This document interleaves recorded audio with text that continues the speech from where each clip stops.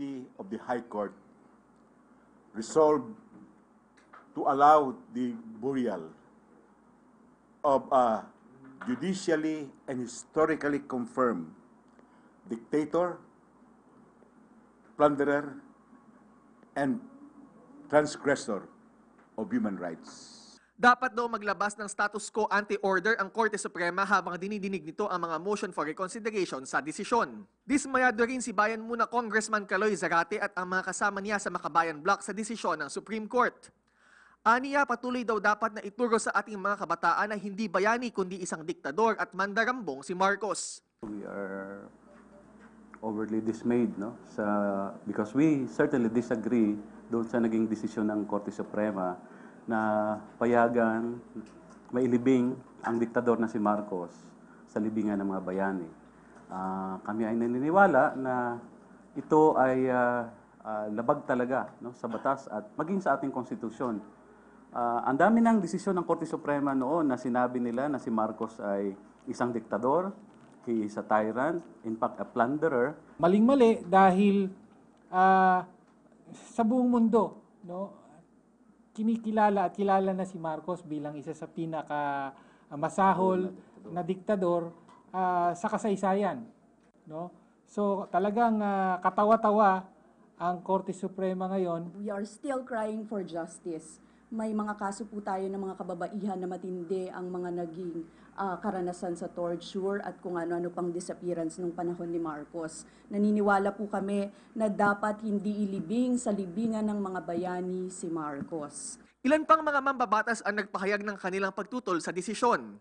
Partikular na si Congressman Miro Kimbo na sinabing hindi mabubura ng desisyong ito ang mga malagim na nangyari sa ating kasaysayan noong martial law. Tinuligsari ni na Ifugao Congressman Teddy Bagilat, Akbayan Congressman Tom Villarin at Dinagat Islands Congresswoman Kakabag-aw ang desisyon. Ayon naman kay Kabayan Party List Congressman Harry Roque, pinal na ang desisyon ng Korte Suprema kaya nararapat lamang na igalang na ito. Lalo na't hindi naman ang Korte kundi ang taong bayan ang humuhusga kung sino nga ba ang mga tunay na bayani. Alam niyo po, pagiging bayani, hindi po yan hinuhusgahan ng hukuman. Taong bayan po ang naghuhusga dyan. So, kahit ano po ang sabihin ng ating mga institusyon, hindi po maaalis o hindi po mabubura ng hukuman ang husga ng bawat Pilipino kung si dating Presidente Marcos ay bayani or isang diktador. Sa isang text message naman na ipinadala ni House Speaker Pantaleon Alvarez, sinabi niya na ang desisyon ay patunay lamang na mananaig ang batas kaysa sa emosyon ng sambayan ng Pilipino. Sang-ayon din dito si Davao City Congressman Carlo Nograles, na nagsabi sa mga kritiko ni Marcos na mag-move on na at mag-focus na lamang sa mga dapat pang gawin ng administrasyon. Para sa PTV News, Jervis Manahan. Sa paggunita kahapon sa ikatlong anibersaryo ng pananalasa ng Super Typhoon Yolanda, bagong pag-asa ang hatid ni Pangulong Rodrigo Duterte sa ating mga kababayan sa Tacloban City na lubos na nasalanta. Sa kanyang talumpati, pinatututukan ng Pangulo ang pabahay at seguridad ng ating mga kababayan doon at ang pagbibigay ng agarang tulong para sa kanilang tuluyang pagbangon. Ang ulat mula kay George Bandola. Dumating ang Pangulong Duterte dito sa Tacloban, bitbit ang panibagong pag-asa at pangako sa mga inulila ng bagyong Yolanda. Ayon sa Pangulo, pinatututukan na nito ang estado ng pabahay at kalagayang pangseguridad ng mga nasalanta ng bagyo 3 taon na ang nakakaraan. Hindi kasi may kakailaan niya na mistulang pinabayaan pa ang mga biktima ng bagyo dahil higit 2,000 lamang ang naililipat sa mga permanenteng pabahay habang 250,000 ang naunang kinilala na nawalan ng tahanan matapos ang bagyo. I came 3 years ago when this incident happened. And I was sad. Ngayon, sinabi ko sa kanila sa truck, hindi ako galit. Do not be offended. But pagtanong ko, 3 years after, ilang tao pa lang ang nakatira sa mga bunk houses or the relief houses that are provided by government. I am not satisfied. As a matter of fact, it's BS to me. 3 years, wala pa'y nakabalhin kaayo. Ano ba naman? I'd like to ask the presidential assistant for the Visayas to Mike Dino. I'll put him in charge. Kaya nga presidential assistant siya, Mike. Magawa ka ng bahay diyan ka tumira. But, you oversee I want this thing completed. I will be back. Babalik ako.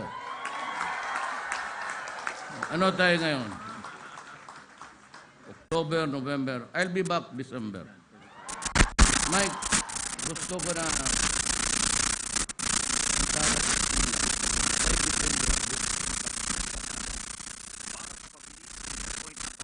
Presidential Advisor for Visayas, Secretary. Samantala, bilang bahagi ng paggunita sa anibersaryo ng pananalasa ng Super Typhoon Yolanda sa bansa, ipinanukala ng isang senador ang pagbuo ng panibagong task force na tututok sa pagpapabilis ng pagpapatayo ng mga pabahay para sa mga Yolanda survivor. Ayon kay Senador J.V. Ejercito, 3 taon na ang nakakaraan, ngunit nasa 12.66% pa lamang ang kabuoang proyektong natapos ng pabahay ng National Housing Authority. Anya, ikinadidismayan niya ito lalo na't base sa ulat nitong Hunyo at 30 mula sa mahigit 205,000 target na pabahay para sa mga Yolanda survivor, halos 26,000 pa lamang dito ang nakumpleto na, habang nasa mahigit 15,000 naman ang makukumpleto pa lamang. Ani Ehersito, kung magpapatuloy ito, posibleng maghintay pa ang ating mga kababayan ng 14 hanggang 15 taon para lamang maipatayo ang kanilang mga tahanan. Giit ng senador, sa pamamagitan ng Task Force Yolanda Rehab, mas matututukan ito ang pagmomonitor at pag-i-evaluate sa lahat ng proyekto at programang pabahay ng pamahalaan para sa mga biktima ng Yolanda.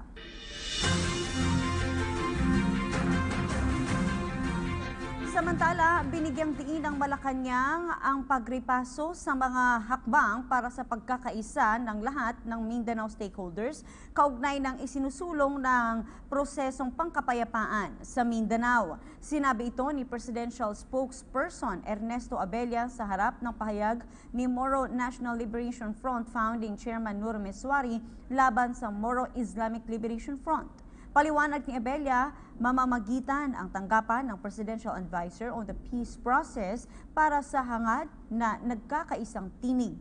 Nauna nang nilagdaan ni Pangulong Rodrigo Duterte ang executive order para sa pagbuo ng Bangsamoro Transition Commission na babalangkas ng panukalang batas para sa pagbuo ng Bangsamoro Government. Even before the process takes place. So they'll have to sit down together and be able to express their opinions and doubts and difficulties. But it will have to be resolved before they actually sit down. So wouldn't this slow down the peace process? It's part of the process of peace, resolving difficulties and conflicts.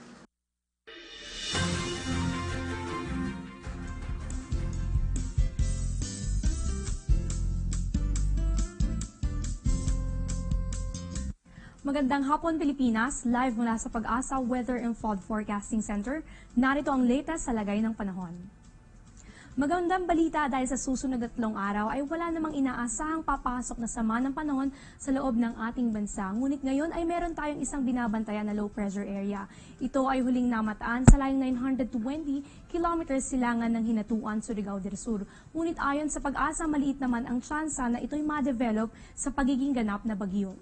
Asahan naman ang bahagyang maulap hanggang sa maulap na kalangitan na mararanasan sa buong bahagi ng ating bansa. Ngunit paghandaan pa rin ang mga tsansa ng pulupulong pag-ulan o pagkidlat, pagkulog, lalo na dito sa silangang bahagi ng Mindanao. Huwag po kayong aalis, magbabalik kami matapos ang isang paalala. Air 21 introduces a new way of rewarding. The Air 21 Purple Rewards for consignees.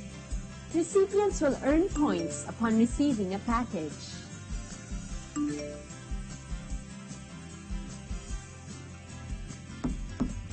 These points can be used to redeem exclusive Air 21 gift items such as eco-friendly bags, flashlights, tumblers, organizers, flash drives, and power banks. the Air 21 Purple Rewards. Thrilled with surprises! Magandang lagay ng panahon ang umiiral ngayon sa malaking bahagi ng bansa. Kaya naman sa puntong ito, alamin natin ang agwat ng temperatura sa iba't ibang bahagi ng bansa. Unahin na natin dito sa Luzon. Sa atin sa Metro Manila, mainit at malinsangang panahon ang ating nararanasan dahil ito sa mataas na temperaturang naglalaro mula 21 hanggang sa 32 degrees Celsius. Nanatiling mababa ang temperatura dito sa Baguio na mula 15 hanggang 21 degrees Celsius.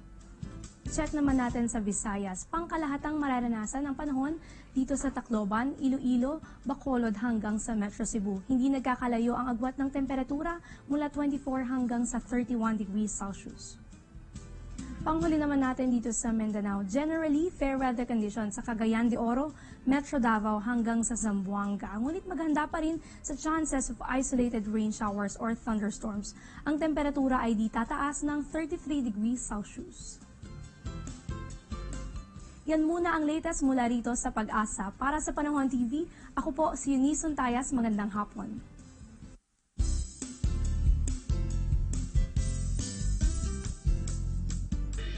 Sa aming pagbabalik, DILG tiniyak ang patas na investigasyon sa pagkamatay ni Albuera Leyte Mayor Rolando Espinosa. Yan at marami pang mga balita dito lamang sa PTV News.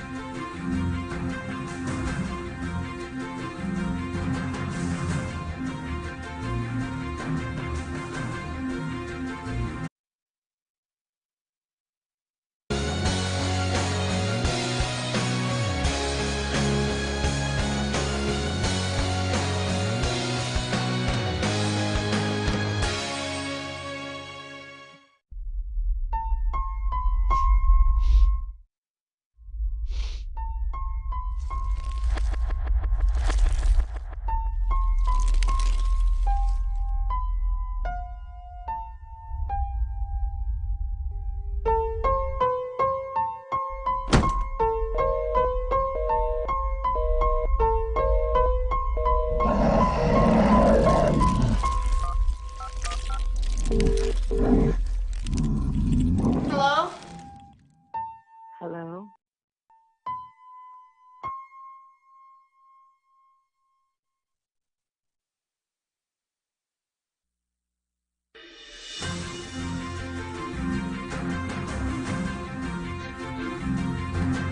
Nagbabalik ang PTV News, isang Senate inquiry and investigation ang isasagawa bukas ng Senate Committee on Public Order and Dangerous Drugs kasama ang Justice and Human Rights kaugnay sa pagkamatay ni Mayor Rolando Espinosa Sr. kamakailan habang nakakulong. Kaugnay niyan, nagbigay si Senador Panfilo Lacson ng ilang impormasyon sa mga maaring mangyari bukas. Ang ulat mula kay Marita Muahe.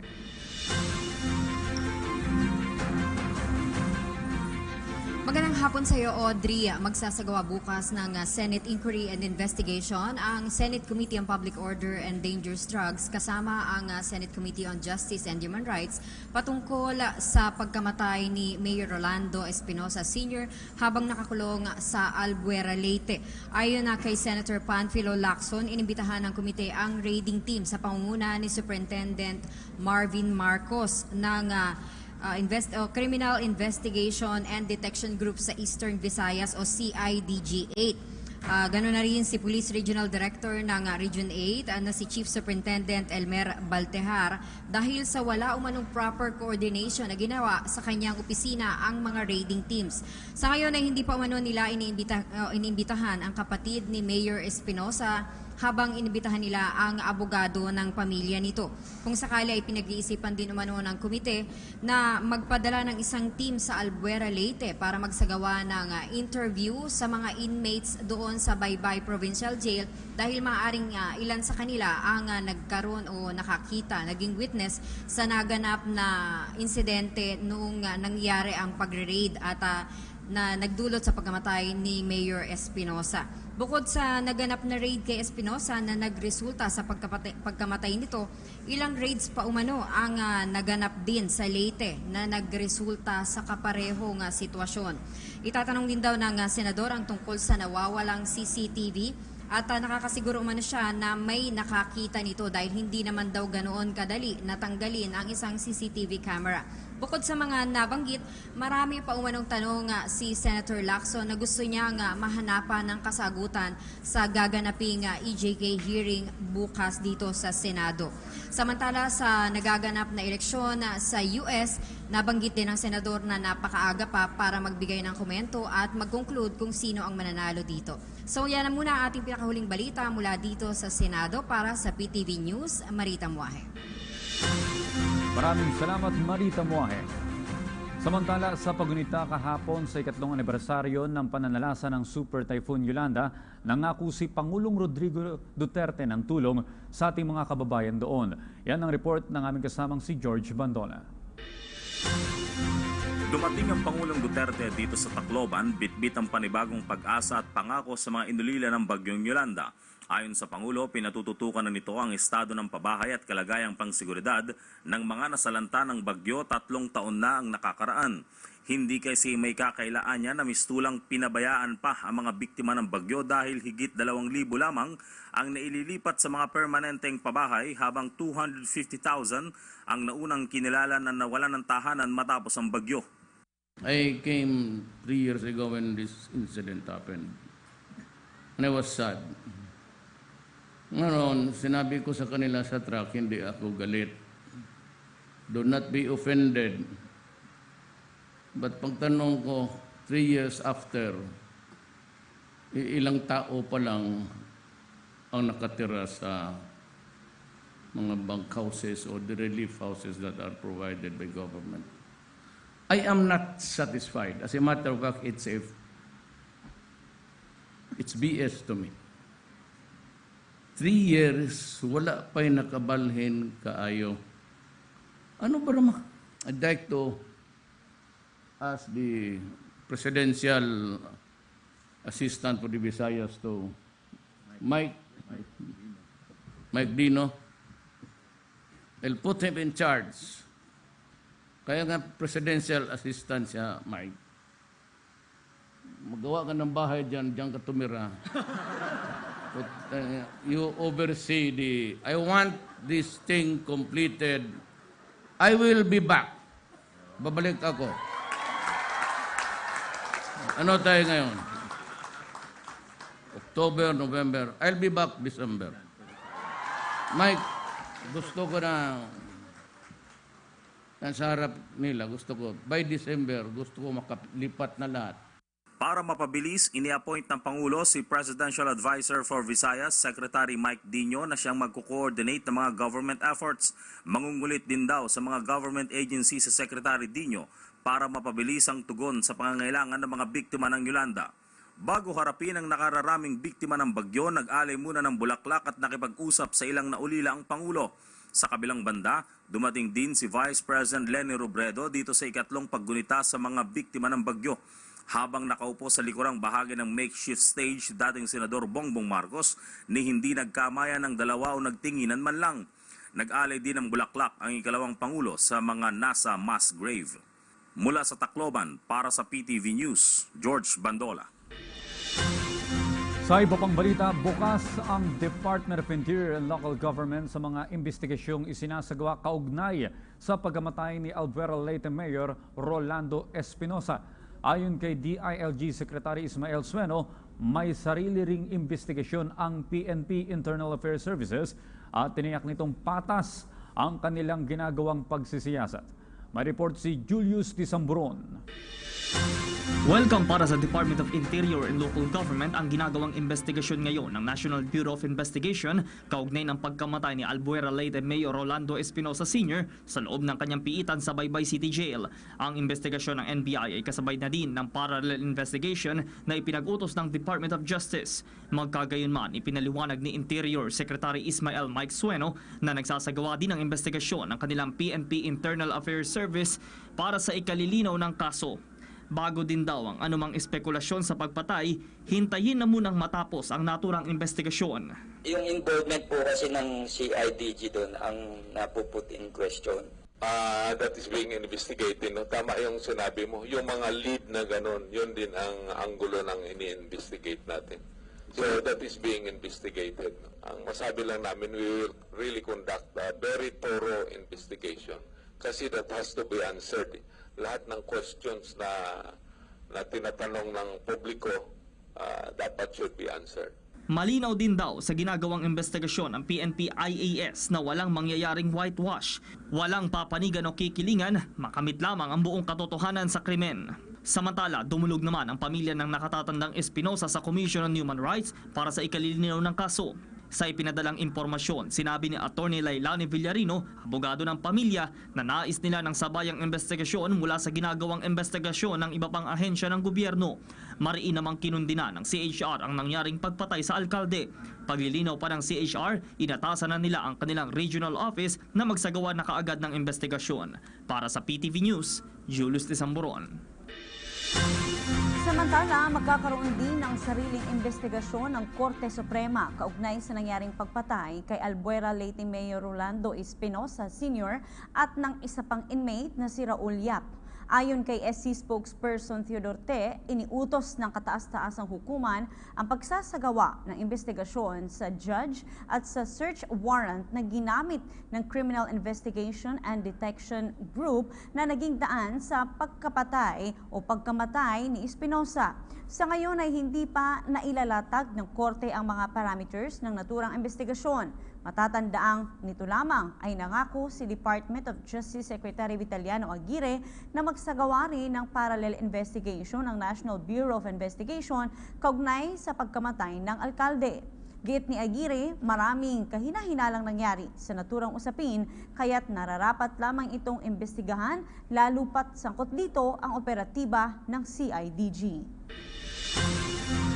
Samantala, hinihintay pa ng Department of Foreign Affairs ang tugon ni UN Special Rapporteur on Extrajudicial Executions, Agnes Callamard, sa paanyaya ng pamahalaan na magsagawa ng sariling investigasyon kaugnay sa isinasagawang kampanya kontra iligal na droga ni Pangulong Rodrigo Duterte. Nilinaw naman ng DFA na dadaan sa tamang proseso ang pagsasapubliko ng gagawing report ng Special Rapporteur. May report si Kirby Cristobal. Matapos na mapadalhan ang imbitasyon ng Pilipinas noong pang-Setyembre, hanggang sa ngayon ay hindi pa rin sumasagot ang UN Special Rapporteur para imbestigahan ang di umano'y extrajudicial killing sa bansa. Ayon sa DFA, hinihintay pa kung tutugon si UN Special Rapporteur on Extrajudicial Executions, Agnes Callamard, sa paanyaya na magsagawa ng sariling investigasyon sa war on drugs ni Pangulong Rodrigo Duterte. By practice, after the acceptance of the invitation, the terms of reference of the country visit are negotiated, together with the usual guarantees of free movement, security, and non-reprisal. The terms of reference would normally include the scope, duration, places, and persons or groups or organizations to visit. Umaasa rin ang gobyerno ng Pilipinas na magiging balanse ang gagawing investigasyon para sa kapakanan ng bawat isa. Paglilinaw pa ni Jose, daraan sa tamang proseso ang pagsasapubliko ng gagawing report ng Special Rapporteur na siyang dapat mapagkasunduan ng dalawang panig. That is the public presentation in the Philippines of the findings of the Special Rapporteur and the opportunity in person and in the presence of the Special Rapporteur and the media for President Duterte to publicly ask questions on the report and present additional information or clarifications. The Special Rapporteur has not responded to this specific element. Dagdag pa ng opisyal na hindi nasisingle out ang Pilipinas sa pagbisita, sa katunayan ay bukas ngang pamahalaan sa mga miyembro ng United Nations sa mga nais na magsaliksik. All UN member states are being requested to accept requests for country visits by special rapporteurs and other mechanisms of the UN Human Rights Council. The Philippines has in the past invited other special rapporteurs to visit. Recent country visitors were the special rapporteur on internally displaced persons and the special rapporteur on right to food. Para sa PTV News, Kirby Cristobal.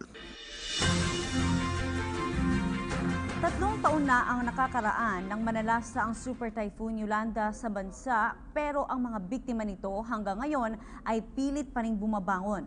Sa kabila nito, tiniyak naman ni Social Welfare Secretary Judy Taguiwalo na agad nilang tutugunan ang pangangailangan ng mga Yolanda survivor. Si George Bandola sa detalye. 35 taon nang gumagawa ng mga figurin si Mang Carlos Gonzales. Biro ko nga sa kanya, artistahin ang pangalan nito. Bagay na sinagot naman ni Mang Carlos na hindi daw siya pinalad sa ganun. Karaniwang mga figurin ng mga santo at anghel ang ginagawa ni Mang Carlos. Naniniwala ito na ang mga ito nga ang nagligtas sa kanya noong manalasa ang bagyong Yolanda. Ang mga ito pa rin kasi ang kanyang ikinabubuhay hanggang sa ngayon.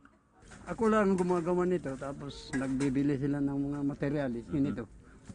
Tapos ako naggagawa. So kahit malipat kayo doon sa mga permanent housing, dadalhin mo pa rin itong mga paggawa na to, gano'n? Oo, dadalhin ko pa rin. Kaya yung trabaho ko. Si Mang Carlos at ang libo-libo pang nawalan ng tahanan ay nasa temporary shelter pa rin 3 taon matapos ang mapaminsalang bagyo. Ang temporary shelter na yari sa Coco Lumber at Lawanit ay inaasahan na magiging marupok. Kinakitaan na ito ng pagkabulok na ng mga poste, pintuan, dingding at iba pa. Yung mga ano namin sira na, yung bubong, tsaka tapos yung higaan namin sira na rin. Pangako ni Social Welfare Secretary Judy Taguiwalo, agad natutugunan ang pangangailangan ng mga survivors ng Yolanda. Kaya mamabilisin daw nila ang implementasyon nito alinsunod sa utos ng Pangulo. Meron na kaming mga papeles niyan. Kailangan na lang ayusin yung processing, ang pag-review. Tapos we need the money. Yung sa livelihood naman, we have to talk to DTI Secretary Lopez. Paano yung maging operational na guidelines. Kaya inuna muna ang 5,000 emergency social assistance para sa mga higit na nangangailangan. Mula sa Tacloban, para sa PTV News, George Bandola. Sa iba pang balita, ipinaliwanag ng Department of Interior and Local Government o DILG ang proseso ng programa nito laban sa katiwalian at iligal na droga, ang Masamasid. Kung paano ito, alamin natin mula sa aming kasama si Julius Disamboron. Nilinaw ng Department of Interior and Local Government ang proseso sa implementasyon ng Masamasid program ng pamahalaan o ang mamamayang ayaw sa anomalya, mamamayang ayaw sa iligal na droga. Paliwanag ni Interior Secretary Ismael Mike Sueno, bawat sumbong na natatanggap ng kanilang team ay binavalidate muna bago patawan ng kaukulang aksyon. Kaugnay nito, sinabi pa ng DILG na mahigpit din silang nakikipag-ugnayan sa mga barangay para sa pagpapatupad ng programang ito. Ang core value nito is volunteerism. Volunteer ba? We will ask our people in the barangays. Ito, nakatutok ito sa barangays, no? We will ask our people in the barangays to volunteer. Volunteer. They volunteer, first of all, informations. No? Informations kung sino ang drug addicts dyan, kung sino ang drug pusher, kung anong project ang ninanakaw ng, kung sino ang mga corrupt, no? Anong projects ang hindi magandang ini-implement, no? And not only that, we will also ask our people to volunteer, to beautify, to do what is good for the barangay, no? Giit pa ni Secretary Sueno, maigting ang ginagawang hakbang ngayon ng mga otoridad para mawaksina ang operasyon ng iligal na droga sa bansa. Kung ang kalihimang tatanungin, malaking